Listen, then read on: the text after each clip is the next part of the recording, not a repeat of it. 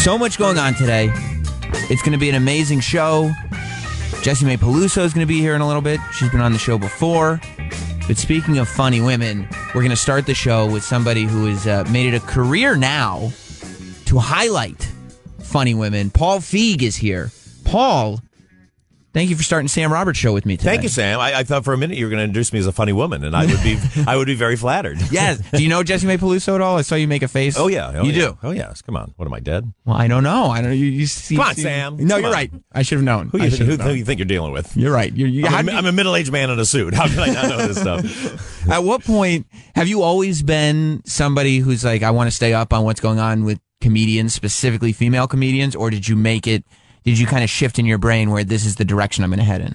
I've always just hung out with the girls, I guess. I had a lot of bullies when I was a kid, and so just all my friends tended to be girls. I lived next door to a family of 8 kids, and 6 of them were ladies. So it's just the world I grew up in, and so I think it's just the way my brain kind of works. And then so many of my friends were women who were funny, and then it just carried over to my career. So it's just kind of a natural setting for me. But then I started, when I'd see them in movies, not getting to be funny, and just having to be the mean girlfriend and, being mean to the funny guys. I was like, well, wait, that's not fair, because I know they're hilarious. Right. Like, it kind of drives you crazy because you're like, I know what that person's capable of. Yeah. There's nothing worse than seeing somebody like their hands tied and not, because then the audience walks out and goes like, oh, I don't like that actress. She's so mean. It's like, that's one of the funniest people in the world. Right. Are you like or were you, I guess, growing up like more of a friend zone guy? Oh yeah. Come on. Yeah. No, I was that. That's why the girls like me, because I was very comfortable. People are always like, Sam, like, how you get so many good looking women on your radio show? And I go, it's because none of them are threatened by me. I'm the most non-threatening, non-sexual being in their life. You're my best friend. I feel so natural. This girl's gonna like walk out with like wearing nothing. Like, I'm just feel so natural around you. You're so funny. I know you're not looking at me weird. So okay. Yeah. I'm not dead. Yeah, exactly. And I guess, would you at this point consider Melissa McCarthy to be your muse? Well, I mean, it's funny. We just keep kind of falling together through circumstances. I mean, I did look. I think of her more as like a partner in crime, really, because she just, we kind of work so actively together. But even Spy, I didn't originally write it for her because I didn't think she was going to be available because she was doing her TV show and the schedule wasn't going to work out. But then, I just wrote it for an every woman, which I just, I know so many funny women who could potentially do the role. Right. But when she read it and, wanted to do it, suddenly my brain kind of exploded with ideas because you're like, okay, she's just a home run for this. And now I can't imagine anybody else in the role. And like, how much of you, especially as a director, is sitting there going, okay, how do I show Melissa McCarthy differently?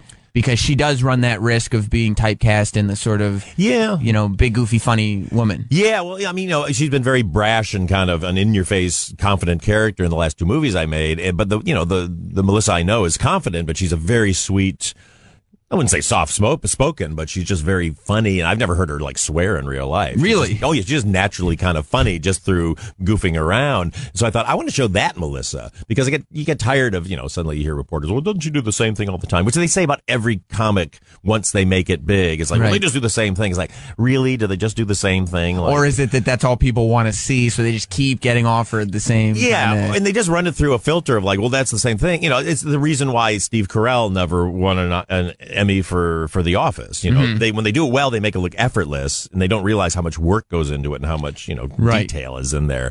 But no, it just felt like really a way I could showcase the woman I know who's so funny and just normal, and then run her into this ringer where you really care, because then you see she has to pretend to be these other characters, and then it's fun. How does she, for somebody who doesn't curse day to day, like, how does she turn it into such an art form? Because I've seen it, like, they do the sort of the blooper reels at the end of these movies that she's in. Yeah. And that's where she like shines, where she's just coming up with profanities.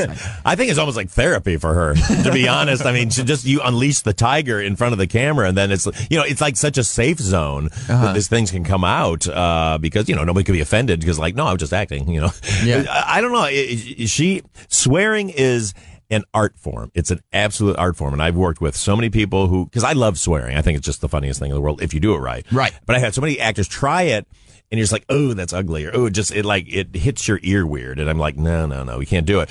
But when they can do it, and Melissa is a master, she's like the Charlie Parker of the fuck, of the word fuck, the fuck game. Yeah, exactly, the fuck game. She can go off on a fuck odyssey. But it's really hard to pull off. I mean, actually, I have this show on Yahoo called Other Space now that's streaming there, and I have this great young cast, and they love to swear too. But for some reason, coming out of them, it didn't feel fun. So I had more fun bleeping them, but then I got up and I was like, why are they bleeping? It's like, because it's funnier when you bleep, but somebody can like do it, and Melissa can do it, and Rose Byrne turns out is a master of it. Do you think she's underrated as a kind of comic performer? Because everything I've seen her in, she's been amazing. Well, I think people are finally figuring it out. I mean, especially now with this one, now it's such a hat trick, because you go from, honestly, she's done it 4 times, because get him to the Greek, she was hilarious. Bridesmaid, she killed. Neighbors, she killed. She was really good. But this, I think, because she's playing such a different character than she normally plays, and to play this villain, I think people are really catching on now. And I guess that's kind of the scenario that you were talking about before. You were just kind of see her as like the sweet kind of wife of the person in the horror movie or whatever it was, like almost like it was a set decoration practically. Oh no, totally. And it's so cool, but then you start to go like, how many actresses do we know as dramatic actresses are out there who could be hilarious? It's kind of like, then you start to go, oh my God, but that opens up again where you go like, come on, everybody in comedy, start you putting women in these things, getting great roles, and you will find these, we'll have this great parity, if you will, of what roles. There you go. Yeah, of roles. I completely became not a good talker. That's why you're a director, though. There, exactly. I make other people talk for me. Yeah, I could figure out the kernel of this. Now make it funny. That's basically when I'm directing Melissa now. We work together so many times. Half time, I'm like, well, can you? Yeah. Okay, good. Got it. Is that what you get off on now? Is finding like, okay, people don't know how funny this chick is. Wait till you see this one, and I got another one over here and another one over here. Oh, and this is definitely. Just because there's, again, there's not enough female comedy stars, and there's so many waiting in the wings. My frustration is I can't do enough projects. I can't direct enough projects where I can kind of keep pulling them in, and there's only so many roles. But that's why I'm like, everybody start doing this, but create good roles. Don't just create shitty things that then oh well, they weren't funny. It bombed. It's like, well, yeah, it bombed because it wasn't good. Right. Or they try to take like something that you did and just do the same movie pretty much. Well, that was always the fear after Bridesmaids. It's like, oh, please don't just let a bunch of like a bunch of women shitting in sinks. Right. Well, we want an Oscar too. Yeah, that's right. Really, I took a huge dump in the sink. Come on, you got to give me some. Yeah, I don't. Why do you think Bridesmaids was the one? Because people have complained for so long about the Academy kind of ignoring comedy. Mm-hmm. Do you think that the fact that it was female based had a lot to do with it, or do you think it was purely the content that made the Academy finally recognize it? Yeah, I think it was a combo of those things. It was pretty undeniable, and its success was, really made it a big deal, and it became kind of a cause for a lot of people. And then just the fact that I think we focused on, as we always do, focused on the character so much and in telling a real story. But it was a real lesson to me. And so many filmmakers fall apart because they're trying to make a movie that will get an Oscar. And that's not what you do. You're making movies because you want to entertain an audience. Either you want to do dramas, you want to thrill them or teach them something, or you do comedy, you just want to entertain them. And so when we did Bridesmaids, the last thing any of us thought was, okay, let's do this because we'll get nominated for a couple of Oscars. So when it happened, it was just this great moment of going like, you know what? Don't think about it. Make the best movie you can, and if it happens, it happens. Right, because it's not supposed to. Yeah, don't chase it. There's nothing worse than at the end of the year when, great movies come out, but then there's always a few, and you're like, that's so just Oscar baiting, kind of like, okay, you're the important movie. Yeah, from the release date to the way it's advertised to the who stars in it, you're like, okay, that's the only nobody has to see the movie. No, totally. And it's kind of like, fuck you, just entertain me. I will tell you if you deserve an award or not. Yeah. Do you get defensive now? Because you're talking about, making good roles for women, and you're like, you're kind of spearheading this thing. Like, do you get defensive when you watch other female-based comedies and be like, no, that's not what I was talking about? I just get defensive about comedy in general, just because. But look, there's a million different types of comedy, and I'm not saying like mine's the great way to go at all. I just know how I would do it, and the only thing I get nervous or sad about is when I see somebody who I know is great kind of getting what I believe to be bad direction because they're not being sat on more, or they're going too far. But look, again, I think the funniest people in the world have a natural governor that doesn't let them go above the top. And you can have a bad director go crazy, and you'll still just go crazy up to the level of which it is believable. I mean, Carell was always a master of that. Like, he would want to make it, very real. And so I go, like, if I push him right to the edge of where I know he'll do it, then you get a real person in an extreme situation, and then it's really funny. You had to know that when not only you were announced as definitely doing Ghostbusters 3, or the third, is it called Ghostbusters 3? No, it's Ghostbusters. Yeah. It's a reboot. That's what you keep saying, it's a reboot. So Ghostbusters 3 seems completely like the wrong title. It's just Ghostbusters. Mm-hmm, yeah.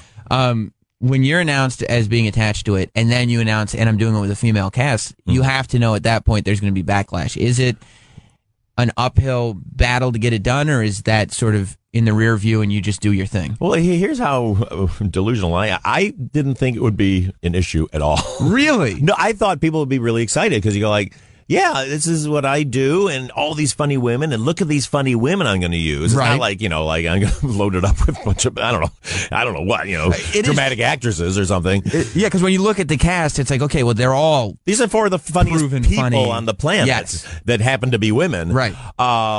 And so, when I first put out that tweet with just the 4 pictures, I just got bombarded with the most positive, excited tweet. I mean, for a day, and I was just like, "Oh my God, this is so great!" And then suddenly, bad ones started coming in, and then all of a sudden, it's just an onslaught, and then you realize, "Oh my God!" And then just a tidal wave of hate, of misogyny, just over. That was the first wave, was all misogyny. Yeah. Now it's I don't want to paint it like that's all. It's all that, because there's a lot of people just mad that it's a reboot and they wish it was a sequel, and that, fair enough. I get that. I just know it was entrusted to me. This is the only way I know how to tell it, and I think it's a more fun way to tell it. And all I ask the haters is just don't judge it yet. Just see it. If you hate it, then you can send me mean tweets. And in terms of being sacrilege, it almost seems more sacrilegious to do a sequel to try to continue this story, as opposed to saying, okay, we got the concept. There was a cartoon that had nothing to do with the movie. Yeah. There's the story is, okay, it's a group of people who hunt ghosts. That's the story. See, honestly, that is exactly was my take on it, because I thought it's going to, I couldn't figure out how to make it work, and it felt like I was going to screw up the legacy of that.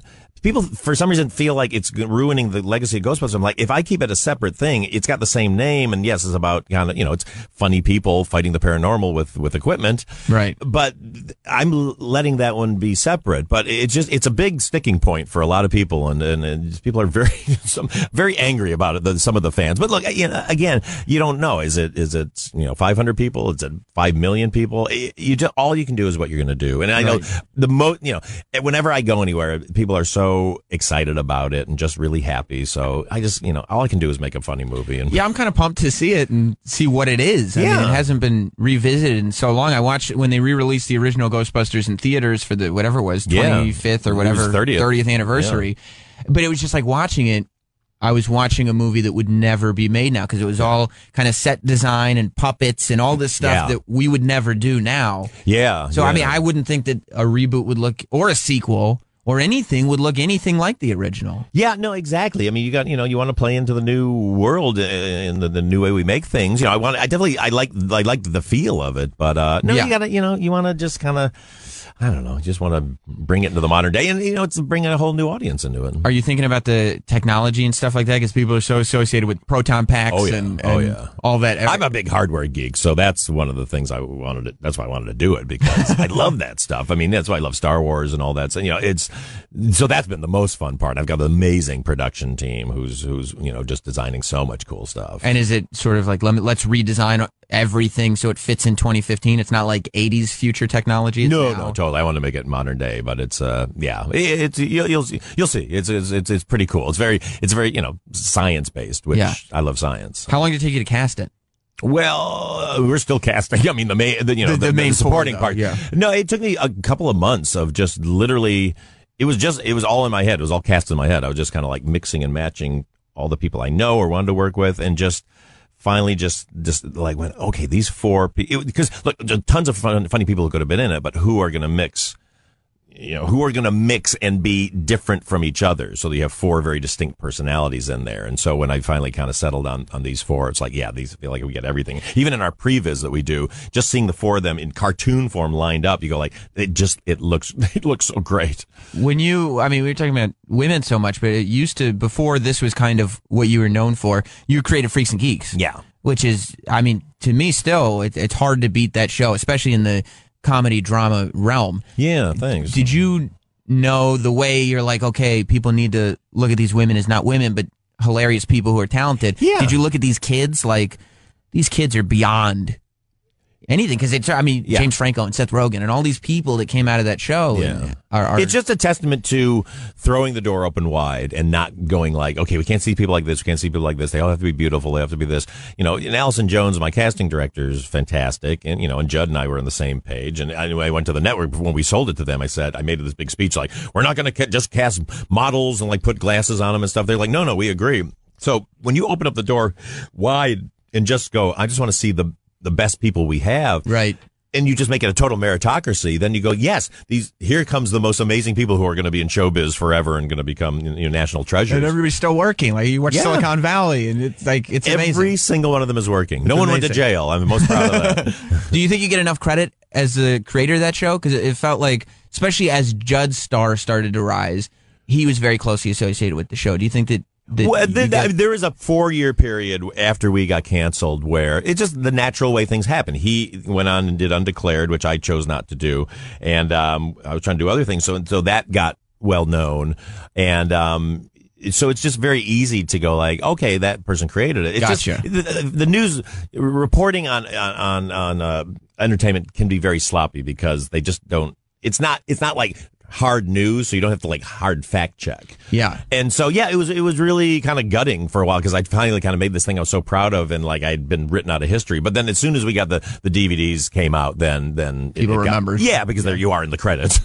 Last question, because I gotta get you out of here. Yeah. Why do you think Heavyweights?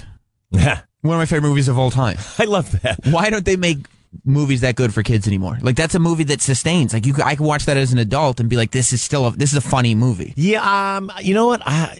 All I know is when we were making it, we were basically just making a funny movie for adults, that happened to star kids. That was really, even though it was for Disney and everything. You're like, Disney wants this? Yeah, totally.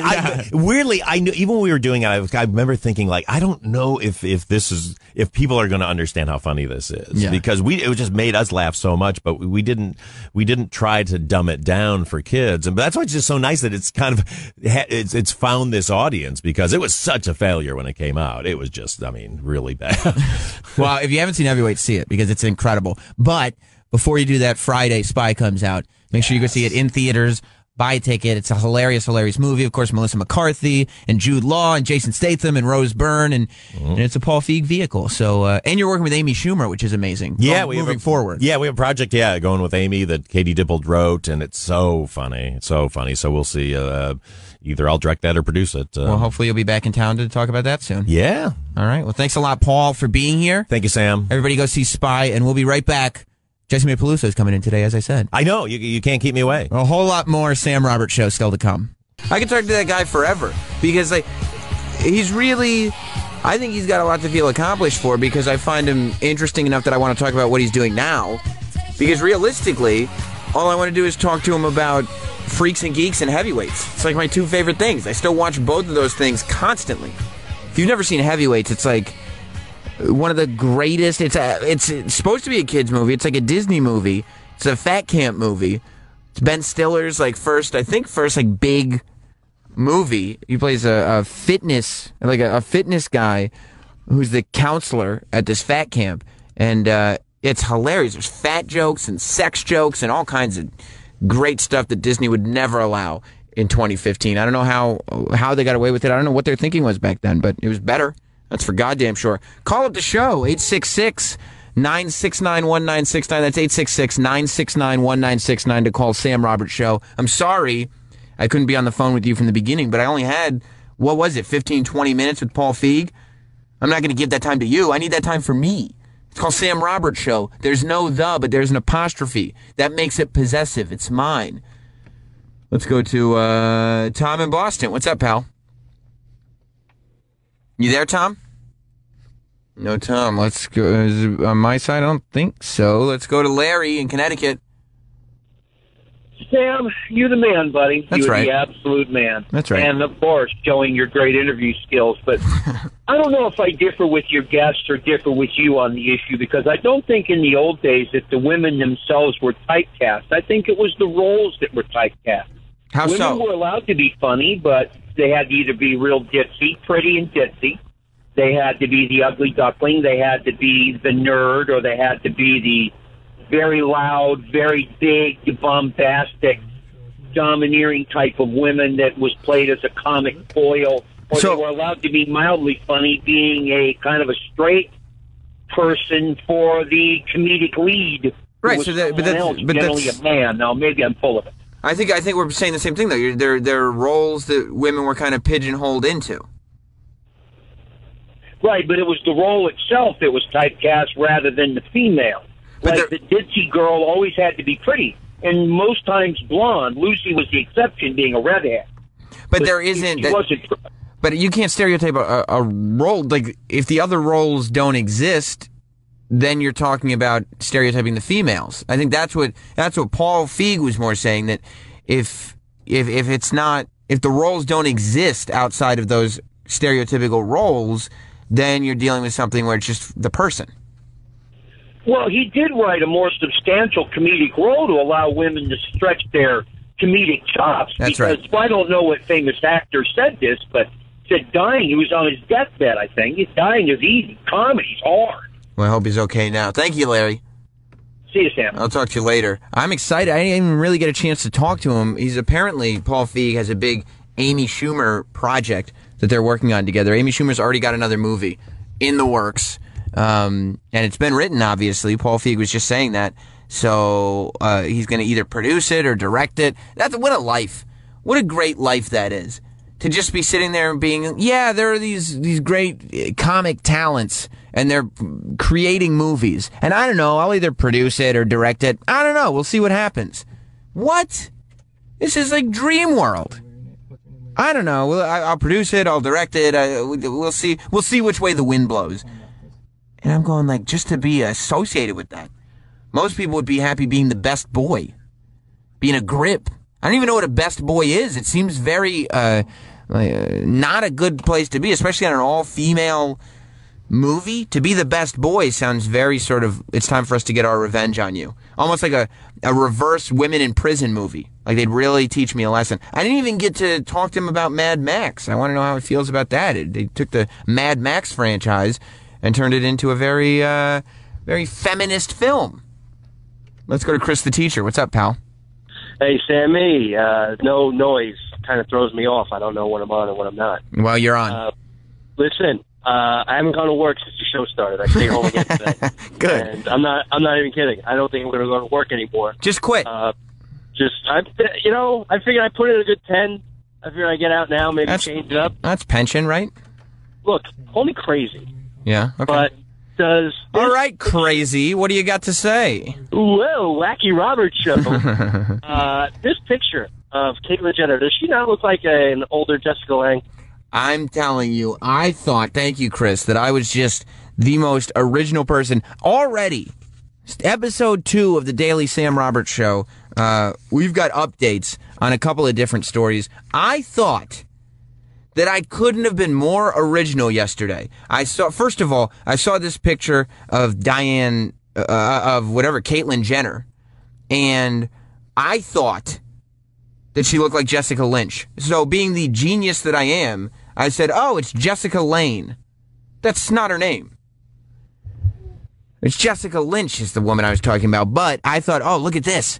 On top of pop culture again, Roberts. You hit it out of the park. You got the reference right away. And then I go on Twitter and find out that I, on this show yesterday, was making fun of people constantly tweeting, Southwest. Kanye's new kid is going to be Southwest instead of Northwest. Ha, ha, ha, ha. I find out this morning that literally everybody and their mother thought she looked like Jessica Lynch. It's embarrassing. Jessica Lange, I mixed them up again. People don't realize how stupid I am sometimes. Jessica Lange. They reached out to Jessica Lange, and they asked her about being compared to this Caitlyn Jenner, of course, the new Bruce Jenner.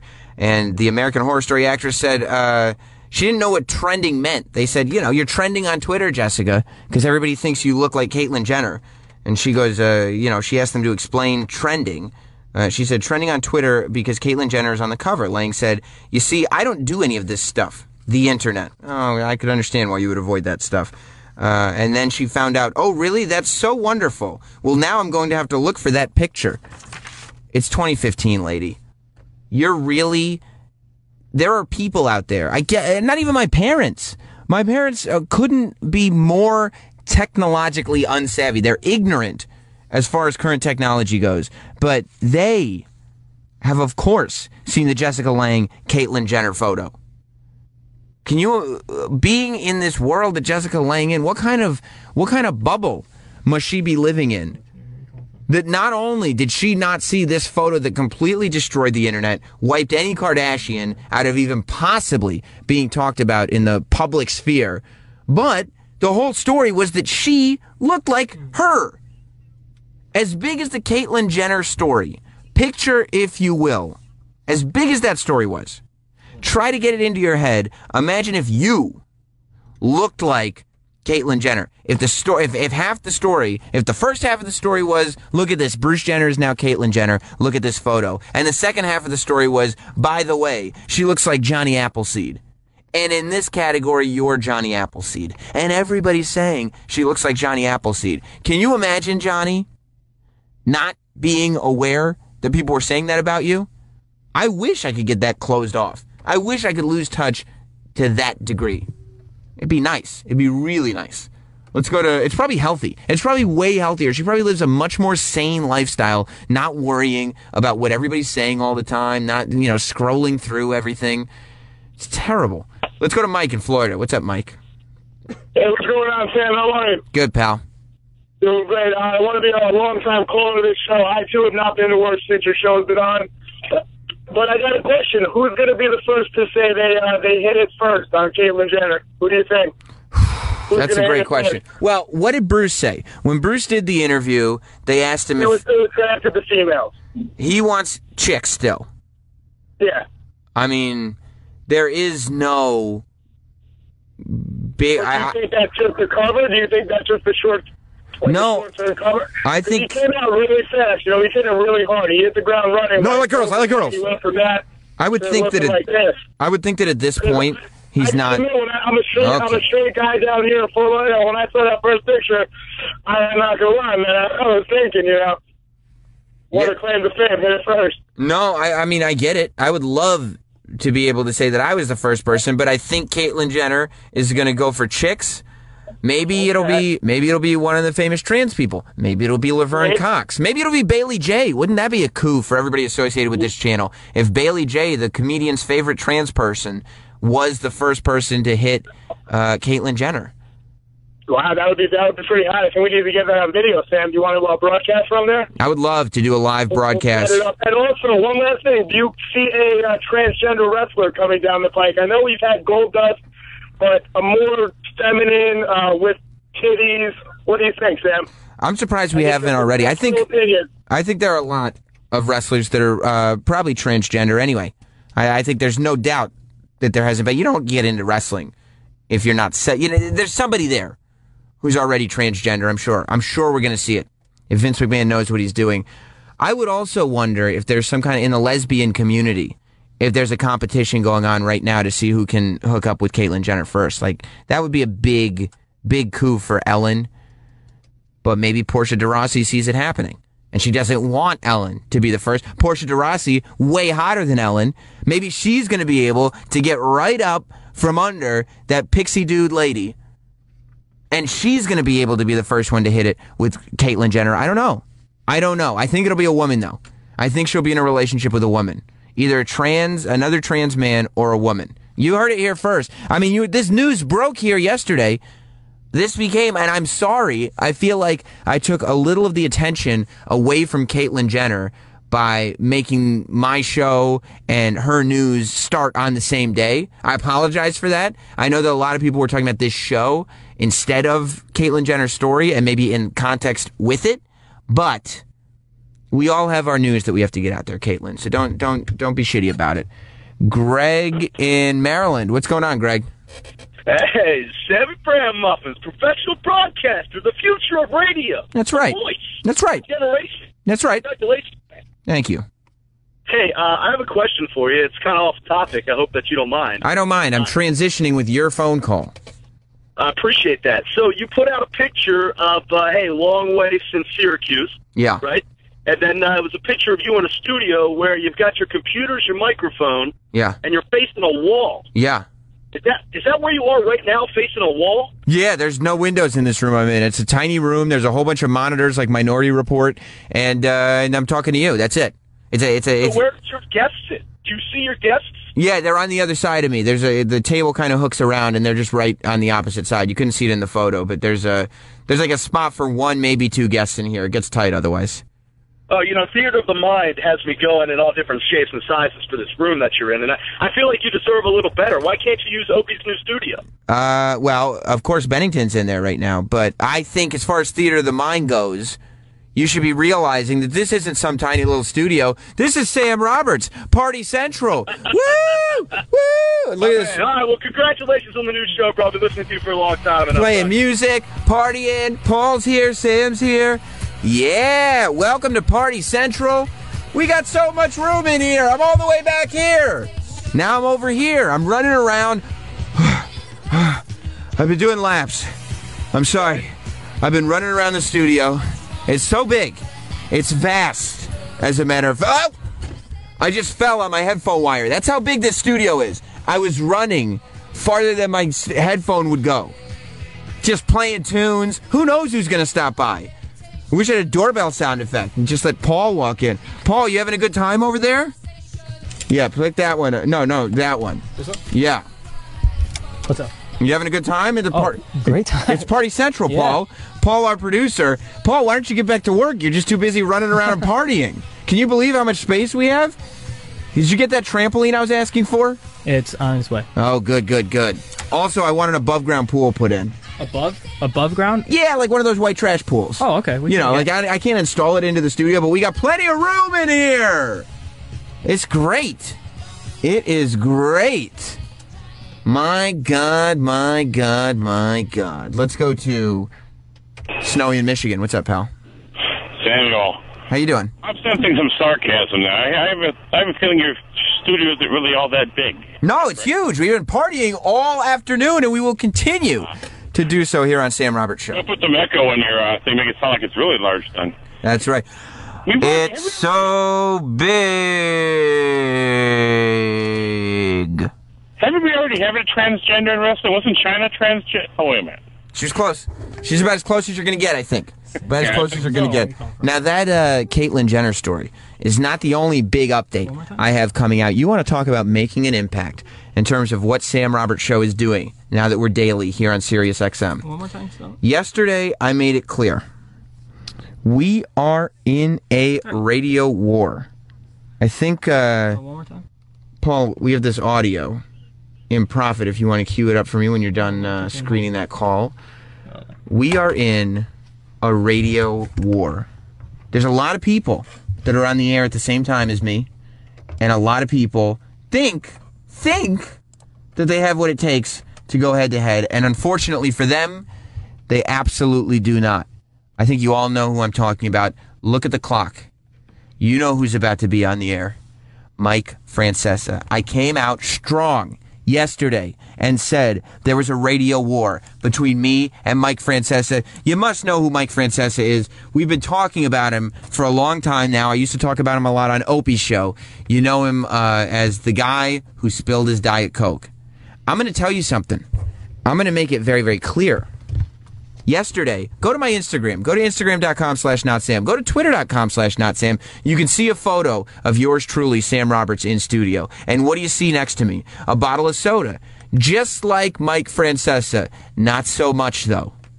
It's not diet. It's regular. I'm not drinking diet soda while I'm broadcasting. I'm drinking regular soda while I'm broadcasting. You know what that makes me, Mike Francesa? More of a man than you. There's no doubt about it. You know how I know I'm in his kitchen, deep in his kitchen? You know how I know Mike Francesa is shook up by this whole thing? All I did was mention him once. I went on the air yesterday once and said there was a radio war brewing between yours truly and Mike Francesa. He went on the air yesterday, and let's just say he started talking about the possibility of a retirement. Let's listen to a clip real quick. So the stuff had nothing to do from me, and I don't have a representative. I represent myself. So there's no one else that speaks for me. So that didn't come from me. I can tell you that. None of it did. And some of it is true, some of it is not. Is the best I can give you. I'm not going to sort through and parse through every word of it, but some is true and some is not. There are issues which I think I've been honest with you about, and I don't know that they can be fixed. Oh, they need. My feeling right now is they can't be, but I'm here till I'm not here. Is the best I can give you right now, and I can't give you more than that, to be honest with you. I'm under contract right now, and that's where we stand at the moment. You know, and when I have more to tell you, I promise I'll tell you first. I won't tell the newspapers first. I'll tell you first. I promise you that. I promise you that. I will tell you first. Joe in Florida. What's up, Joe? Mike, you don't have to tell them first. They can hear it loud and clear. Sorry to be the one to dethrone the king of sports in New York, Mike Francesa. Listen, Mike, read the subtext on what he just said. He's here until he's not here. He's ready to throw in the towel right now. I couldn't believe when I heard him say this yesterday. Somebody sent me the clip, and they sent it to me. And I listened to it. And I couldn't believe. Never have I so quickly scared a man into possibly foregoing the rest of his broadcasting career. Mike Francesa has been on the air for 30 years. He has no problem letting everybody know this. But guess what? This is the last one. This is the last year. Why? Because there's a new kid in town. Some people call him Sammy Brand Muffins. I don't call myself that. I call myself Primetime Sam Roberts, and I'm taking Mike Francesa out. It's obvious to me. Everybody can see where this is going. Let's go to Denise. Denise, you're on the air. Hi. Hey. Hi. This might be a question more for Jimmy, but I'm starting to get gender confused with those that are transgender that aren't going like the full Monty. You know, like Bailey's got the dick and she's got the boobs and she's a chick, but isn't she still a dude? And if Jenner, is he going to keep the dick, lose the dick? Like, what makes you a girl versus a dude? Yeah, it's all very confusing. It's 2015, and you kind of just have to be accepting of everything. So, that's why I keep saying trans person. Because I don't even know anymore. I guess if you're a man, if you're Bruce Jenner and you become Caitlyn Jenner, you're a trans woman or a trans man? She's a woman now, but she's a trans person. I always just say trans person and hope that nobody gets on my case about it. Yeah, but if you've got the junk, you're still a dude. So... right? It's not just your hormone levels that make you. Yeah, I guess that you are. I don't really care enough. Like if people can call themselves, like if I decided I was a wombat today, if I said from now on I've got my own show and I'd like to tell everybody that I actually feel like I was born a wombat. I have the soul of a wombat. And that's why I've been acting the way I've been acting, very baddish, because I am in my person a wombat. I would hope that the rest of you would just allow me to be a wombat. I allow people, whatever you want to call yourself that, I'll call you that. Who cares? What difference does it possibly make to me? But I would just call Bruce Jenner, Caitlyn Jenner, a trans person and say more power to you. I'm a wombat from here on out. And I'd like for people to treat me as they would a wombat, which is he's adorable but very, very dangerous. Exactly. And Australian. I'm just thinking of the biology. The biology of it is what I'm thinking of. But I don't guess you're absolutely right. Whatever you want to be, you be. Right. But even if it's a wombat. Or the new Mini Mike. We'll call you Mini Mike. Right. Whatever you want to do. Thank you, Denise. We go to Drew in Tennessee. What's up, Drew? Hey, not much, Sam. How you doing today? Good, pal. Hey, congrats on the show. Thanks, buddy. So they're actually about 2-3 years ago, 2012, the American Wrestling Alliance. There was a girl, her name, it was him now. It's Mariah Morena, and went on the first ever documented transgender professional wrestler. She goes by the name of Amanda the Bloodthirsty Vixen. That's awesome. So she's had a little bit of a career through here. I know you're a big pro wrestling fan.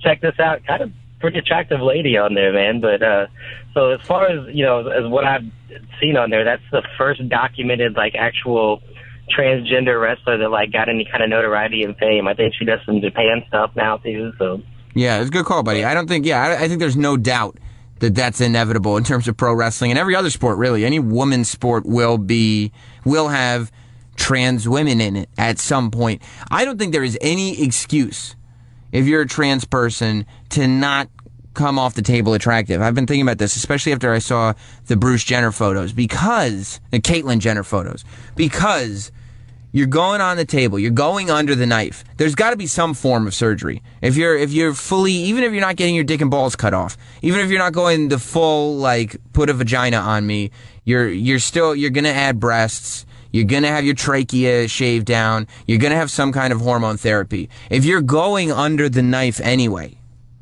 there's no reason why. It's you know what? Also, my nose is a little pointy. Why don't you round that out for me while we're there? Why don't you tuck this? Why don't you do that? There's no reason. Why don't you pin my earlobes back a little bit while we're under the knife? Because you're already there. You're already going to a pretty extreme place. Because you know what you want to look like. So I think that's why when trans people make their first, and I guess that's trans people with money. You have to have money. And maybe that's why that's just an advantage of being a trans person with money. But any trans person who has money has got to make their debut looking like $1 million because there's really, really no excuse otherwise.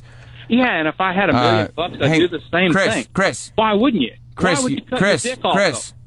you weren't on the air, buddy. Yeah, I don't know. I just picked you up and you. I understand that. I understand. Now you're on the air, though. Now you're on the air. You're on the air.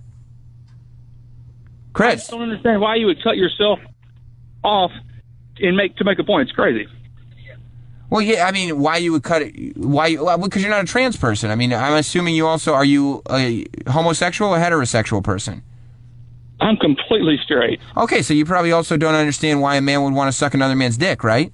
I have no idea why. It totally baffles my mind. Right, but there are a bunch of gay guys that are for the media to step around it and act like it's no big deal is wrong. Well, they're not acting like it's no big deal. It's the biggest story in the country. But it is the biggest story in the country, and they're all saying that how great a thing it is, and it's not a great thing. What's wrong with it? There are a bunch of gay guys that probably he cut his dick off.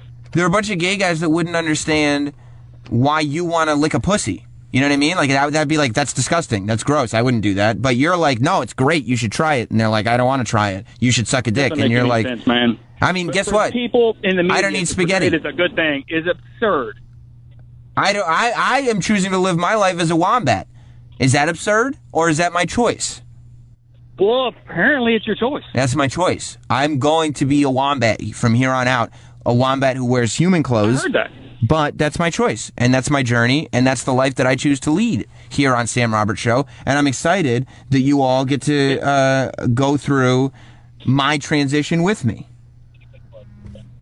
Wonderful. All right, buddy. I'll talk to you later.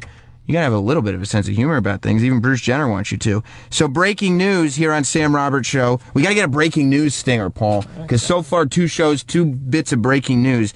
This just went out over Twitter.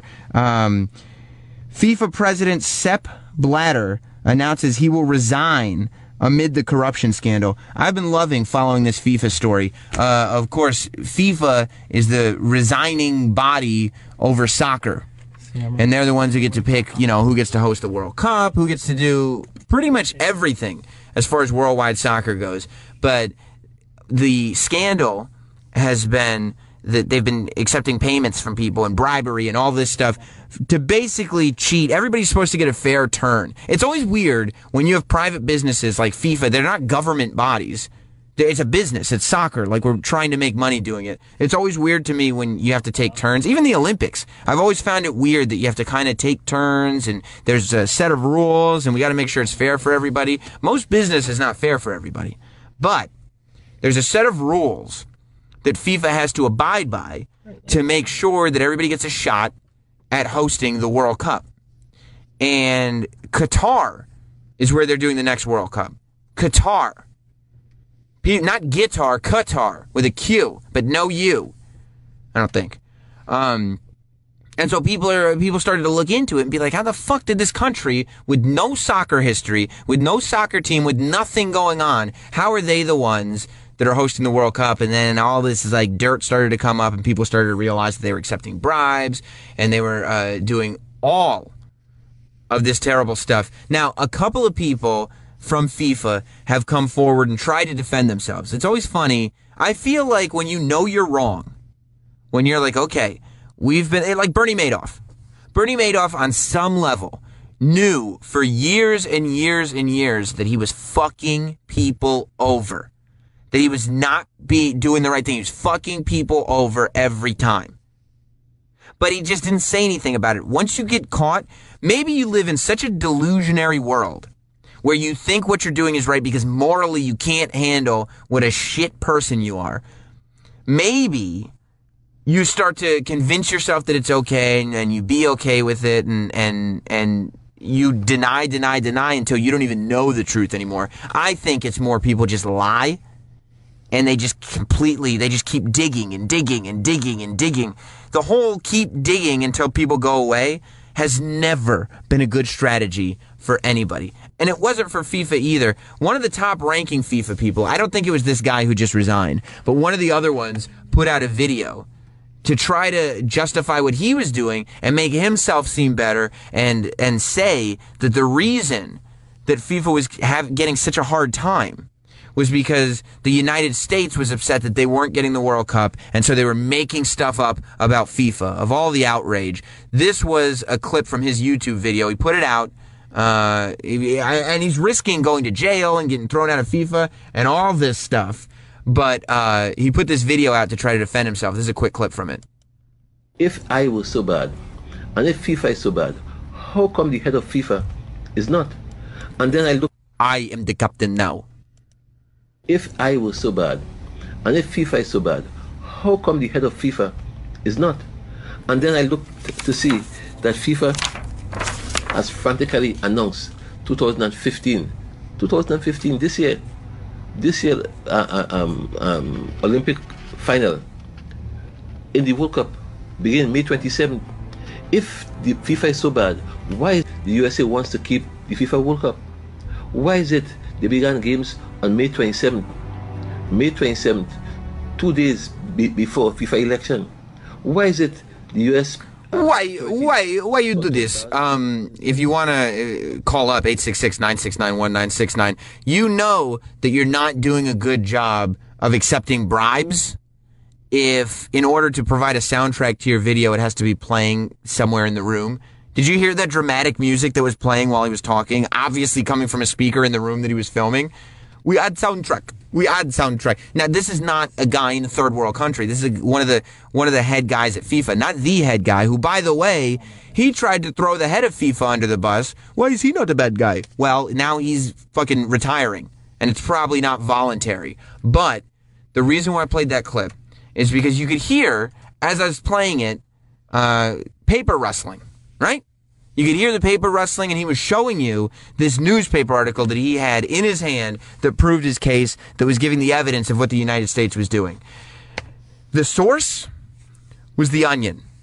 He printed out an article with a big headline over it that said The Onion. And it was like, United States rushing to get the World Cup going in 2015. It made no sense. It was an obvious parody article. I've been the victim of clicking those clickbait links on Facebook and stuff thinking they're real, but never from The Onion. The Onion is like a worldwide known thing.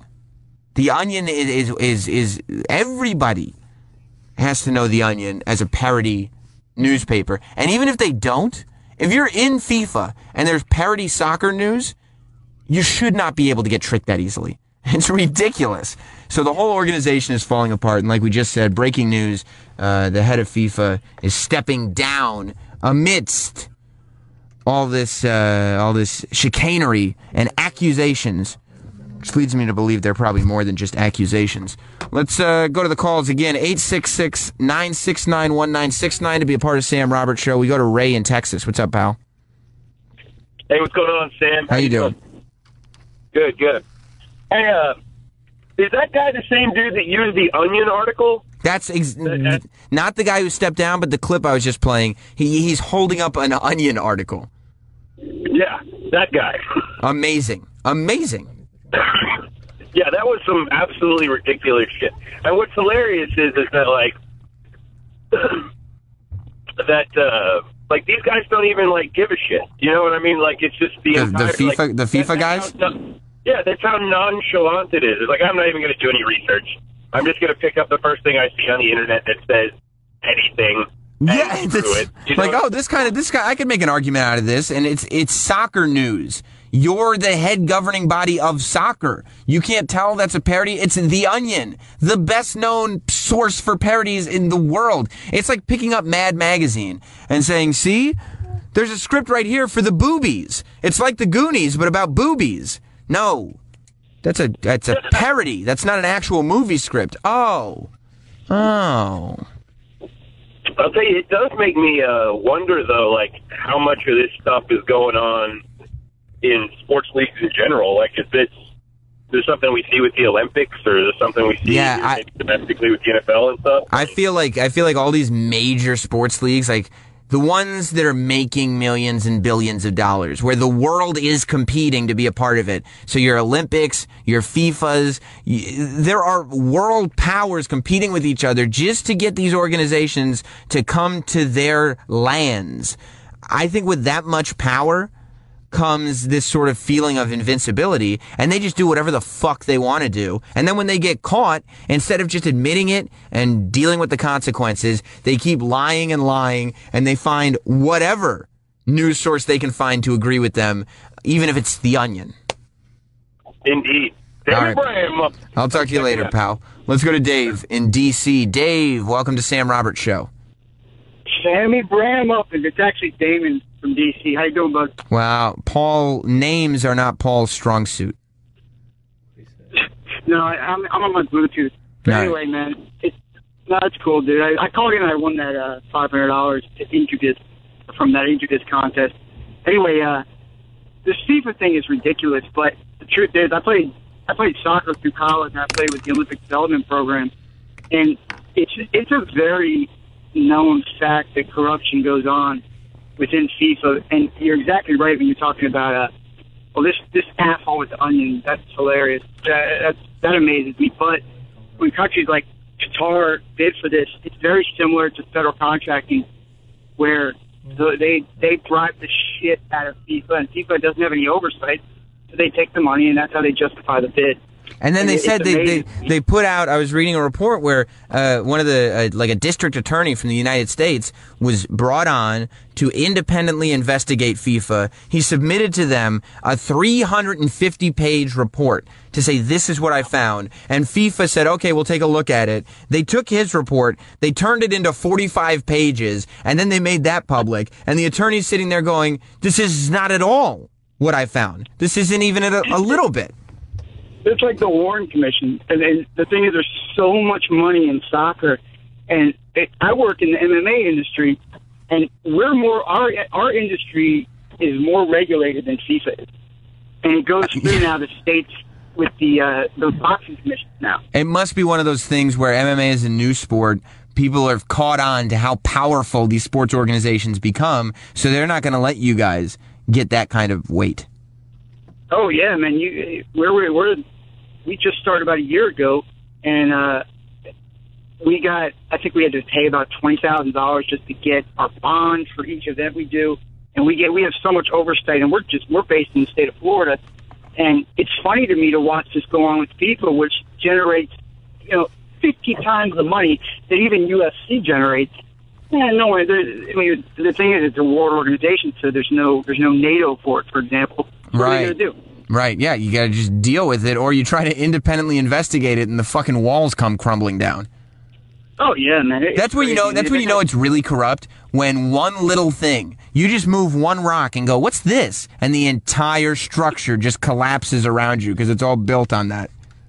Yeah, it's funny that I didn't know about that 300 days investigation. It's incredible. Like, why bother hiring this dude if you're not even? It's just. Do you think? And this is what happens with these companies. They get so full of themselves that they think they can hire a guy to come on board and do this report. And they can just say, don't worry, everybody, we hired somebody, he's an independent source, everything's fine. And then they can just take his findings and throw them in the garbage, and nobody's going to ask any questions.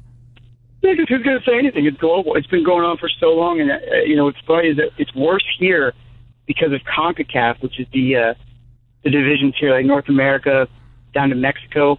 And there is so much shady shit going on with that, with refs being bribed.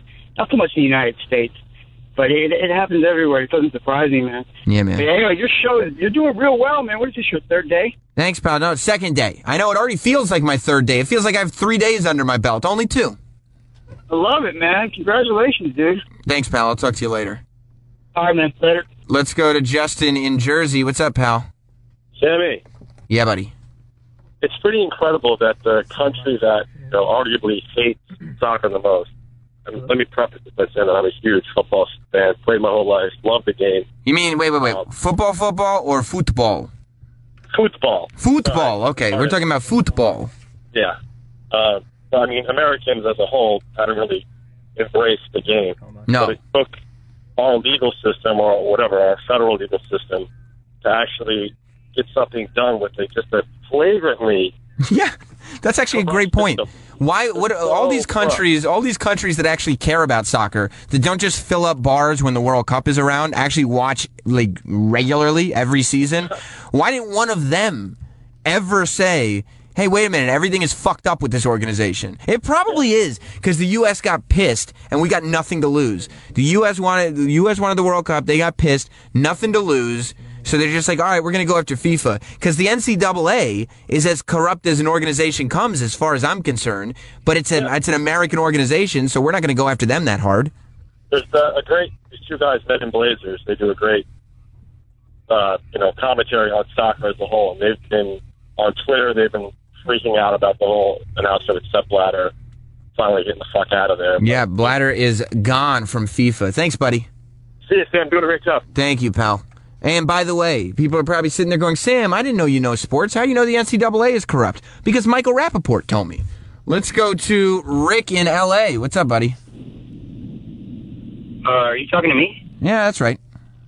Oh, my name's Nick. Oh, Paul, his name is Nick, not Rick. How could you make that mistake? That's ridiculous. You got to listen to these people. It makes them feel better to know that we know their names. How's it going, Rick? Nick. Oh. It's going well. Hey, it sounds a lot like a sports talk radio channel that I'm listening to, and I like the virus. I want to hear DJ Who Kid talk about all his illegitimate children and things like that. Can we get back to that soon? Yeah, and not get too serious with the sports? It amazes even me what a varied performer I am, but I appreciate the compliment. Let's go to James in Ohio. What's up, James? Hey, Sammy. Hey, listen, the Onion went so far in that article to make up an event.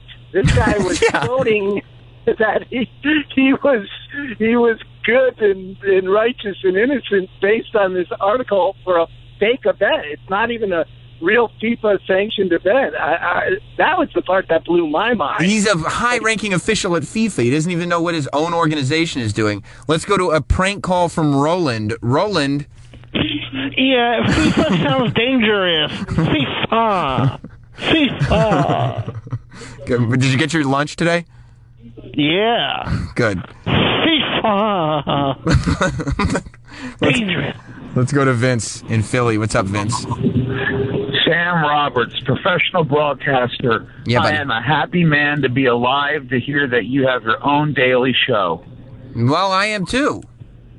If you remember me, I had my heart surgery in December. Mm-hmm. And, my lungs are still crap. But going to cardiac rehab, it just... That's right. I'm doing well there. You called me. You called me on the air right before your heart surgery, right? That's right. During the pre-show or something. Yeah, I had a valve replacement and a bypass. So I guess what you're saying is, on the show's second day on the air as a daily show, that we are literally saving lives? Absolutely. That's amazing. Absolutely. You heard it. Ladies and gentlemen, you heard it right there. It's not my words. It's Vince in Philly's words. All right, buddy. I'll talk to you. I'm glad you're doing better, right, pal. well. Good to hear your voice. Let's go to Dan in Pennsylvania. Hey, Sam Roberts, professional broadcaster. That's right. Hey, John Oliver did a great segment on his show Sunday night about this whole FIFA thing and why they got the power over the rest of the world. And they talk about it's all about the money. You know, the smallest countries in the world get the same money as the U.S. and Russia and England. So it's all about, you know, bribery and keeping the small countries fat and happy. I wonder how they're going to survive after this. FIFA, I mean. How they're going to, I mean, the fact that those small countries do it, they have starving people all around their countries, and instead of just buying food with the money, they're like, oh, what if we give you $1 billion? Come and play soccer here. Everybody's going to love it. What? Why would anybody love that? You know how expensive pretzels are in those stadiums? I wonder how FIFA survives this whole thing as an organization. I guess it will. It's just so massive. It's one of those things, like somehow the banks survived in the United States after we found out they were all just shitty, corrupt establishments. Matt in Boston? Sammy, how you doing? Good, pal. Excellent. So I was watching Entourage the other day. It's an episode called Gotta Look Up to Get Down, aired in 2008. Mm-hmm. And everybody's favorite character, Ari Gold, looks over to Babs and goes, Babs, what's the haps? And I just wanted to know if that's where you got a little bit of your inspiration. Absolutely not. A lot of people don't know this, but the character Ari Gold is actually based on me, Sam Roberts. If they say Ari, I am the radio version of Ari Gold, and that character was indeed based on myself. They used some of my language. I've allowed it. They've, Mark Wahlberg, that's what I call him because we're friends, contacted me and asked if I could, if he could use that in the series. I gave my blessing, with of course a certain amount of money. I did get quite a substantial return for Ari Gold's character to be able to use that. But yeah, that's how that came about. Must be why I like him and you so much. That's right. Thanks, buddy. Thanks. I'll talk to you later. Listen, I was talking to Paul Feig earlier. We were talking about funny women. We also mentioned that Jessie May Peluso would be on the show. Funny woman Jessie May Peluso is on the show immediately after this. We're partying. Still, it's a giant party room here in the Sam Roberts studio.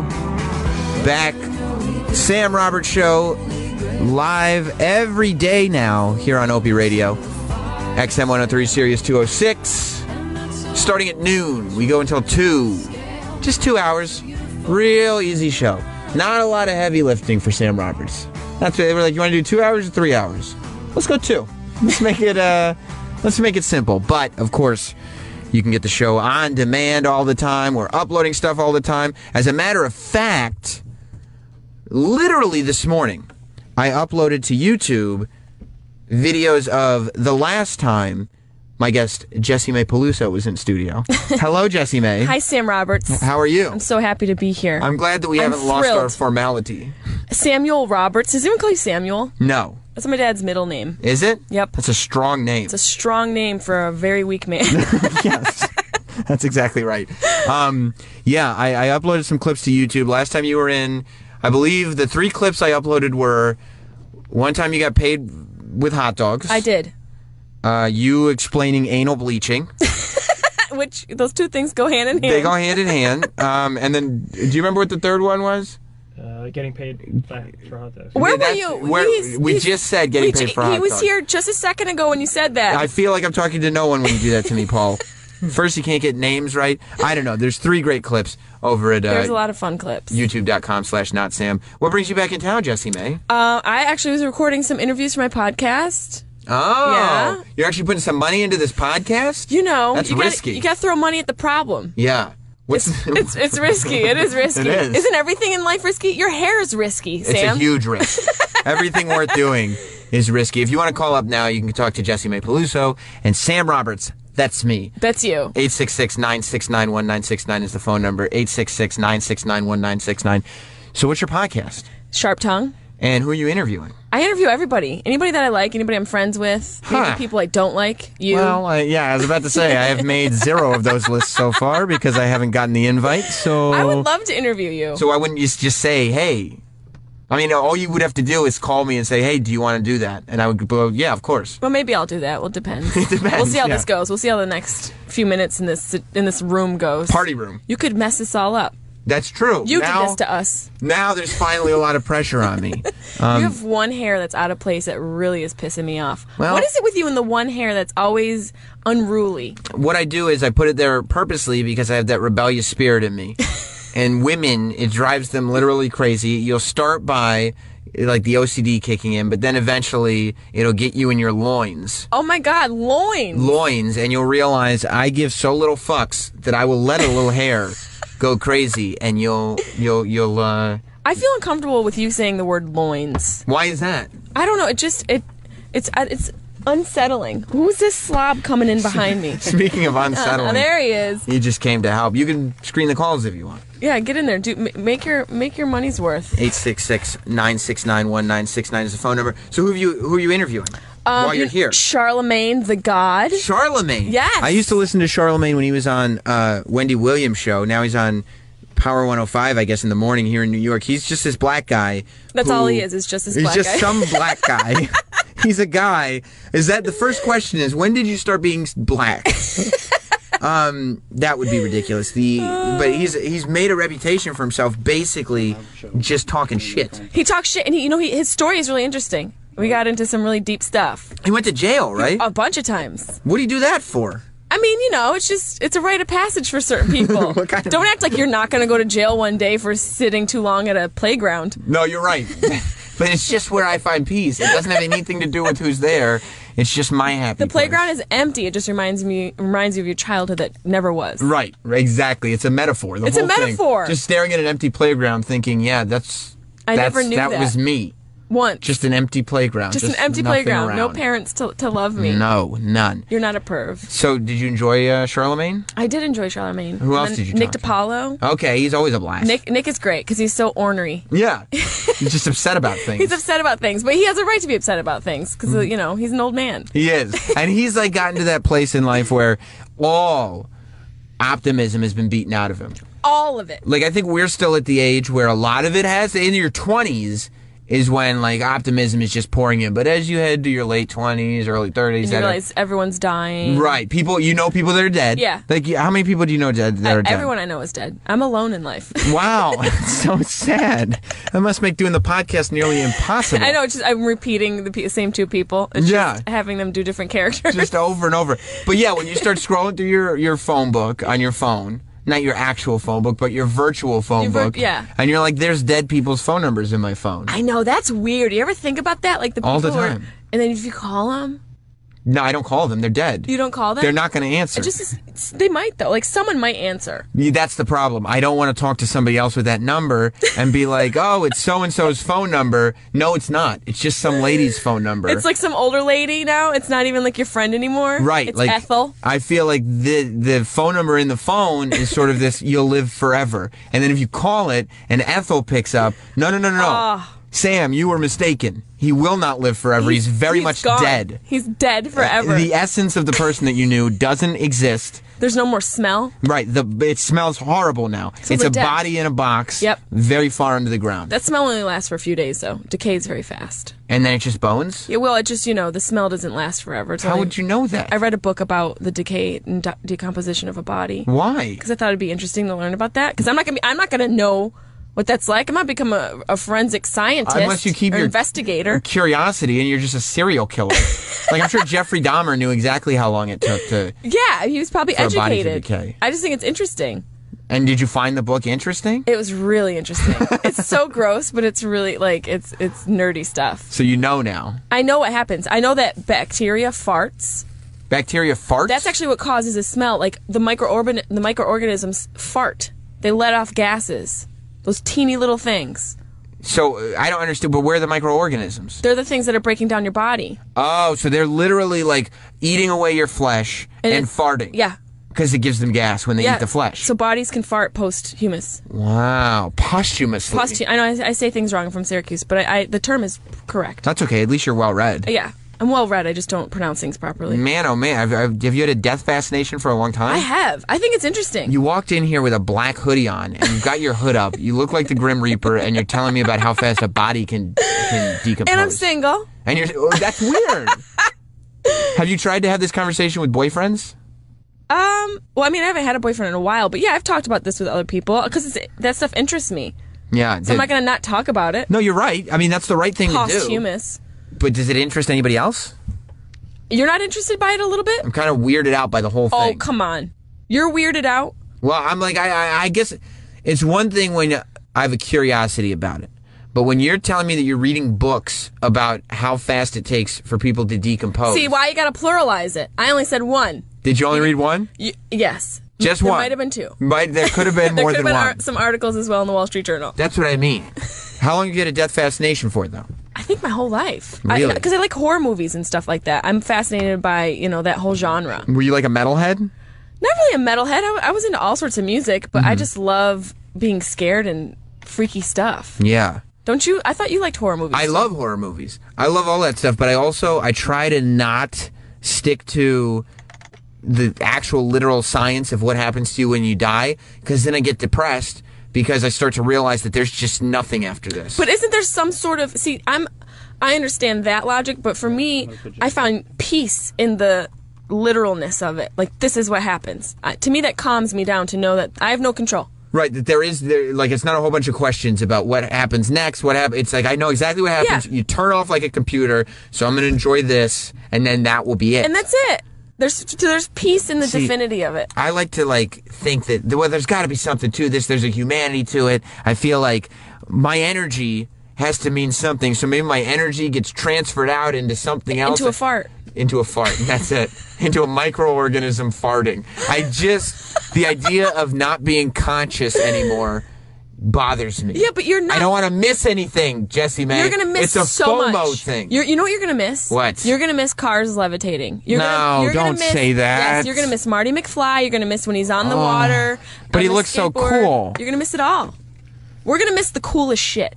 Well, that's what people always say, because that's what the argument is. They go, I think Penn Jillette says this. He goes, well, I'm not afraid of death because were you scared? Like, did you miss what you didn't see before you were alive? Wow, that just blew my skull off. And you go, no, I don't miss any of that. And he goes, okay, well, you won't miss what you miss after you die. Yeah, amen and I to go, that. yeah, but guess what? I don't want to live in the Baroque era. I don't want to live in castles where they were cold or hot and they had no heat or air conditioning. I don't want to live when they burn people at the stake. I don't want to live in any of that. You know what I want to live? The future. Because all that happens is shit gets better. Shit gets better in the future. And that's what I don't want to miss. I don't want to miss all the technological advances. Because that I'll go off onto a whole other tangent on. But I'm convinced that I will die. You will. Okay, thank you. Moving on to the next topic. No, tell me. I'm convinced that I'm going to die right before they figure out how to make it so you don't have to die. And then I'll be like, fuck! Like, what was that movie, that stupid movie with Mel Gibson, Forever Young? Cryogenics, right? When they all I know is Man Without a you. Face. Oh, Man Without a Face, what a good movie! And he befriended the little kid. That's right, he did, the freak. Yeah, no, I don't know Forever Young. It's Mel Gibson, and they freeze him, and then he wakes up like 30 years later, so he never really died. Oh. But then he aged really fast because his body caught up. Oh, fuck. So then he did die. Well, that was a horrible comparison. I apologize. Death is real. We're all dying. He just gets unfrozen, and then his body just catches up? Yeah, he like thaws out like a all chicken cutlet. Scratch that plan off the list. Frozen is not going to happen. Ted Williams is going to be fucking pissed. Let's go to Frank. Frank, welcome to Sam Roberts Show. Danny! Yeah? You're doing a fantastic job. Thanks, pal. I just want to let you know that I look forward to 12 o'clock now. I got my beer. I got my weed, and I listen to Sammy. It's awesome. That's right. That's the great thing about this show is once you get fucked up, super fucked up, it starts getting funny. It's actually getting good already, pal. All right, buddy. And Jessimae, I'm here. I'm here for you. I love your blog. I love your iPod. Sorry, not blog. I apologize. He's Love all your fucked up. I'm all fucked up. It's okay. You're high. I'm on the level with you, bro. All right, buddy. I'll talk to you later. Let's go to, what's his name? You don't have a name. It just says if she has a fascination. What's the name? Line 1. If you have a fascination. What's your name? Joey. Joey. Where are you from, Joey? Yeah. I'm from Texas, man. What's up, buddy? What's your name? Wanted to let Jesse know, I used to be a forensic death investigator here for the medical examiner's office locally, and I'm single, too. Hey, we both have something in common. He said he's single too. What? You're a medical examiner? At a forensic. Oh, that's so cool. I was a death investigator for the medical examiner. I was the one going out. While you get to stay at home and sleep, I was going out, picking up the body parts. Oh my God, that's so freaky. So you know about skin slip and all that gross stuff? What's skin slip? Skin slip is like when your skin starts to come off of your body when you're decomposing. It's just a stage in decomposition. Oh my God, you read this book like several times. There's no way you could retain this. I read it once. No, you didn't. I swear to God, I read it once. I know you. You don't retain information on that level. Well, how do you know I can't retain the information, even though I can't say posthumous, however you say it? I feel like I have conversations with you and I have to have them 9 times before you're like, oh, I understand. Maybe your information, maybe like your personal stories I don't remember. Oh, maybe because they're very boring? Is this our second fight? This is at least our third. Today? Yeah. Tom in Massachusetts. Hey, Sam, I just want to give you a heads up. You can hear the phone screener on the air, and it's kind of driving me crazy. Well, when you're in a room as big as this, the Sam Roberts party room, sometimes other voices, you can hear them mingling. That's all that is. What can you hear? You can hear the phone screener talking in the background. Yeah, well, you know what? We got people in our lives, okay? Yeah, there's a lot of mingling going on here. It's the party show. You're lucky you don't hear me queefing in the corner. You do. I asked you to please not queef if you were going to come back on the show. And I listened to you, and I respected your suggestion. Do dead bodies queef? Yes, they do. Oh, my God. Do you know your genitals swell as well? Because you have more bacteria near your orifices? That's not so bad. Can you catch like a little of that and then kind of get revived? You don't want swollen balls. Oh, just the balls? Everything gets Okay, swollen. well, that's fine then. What about your butthole?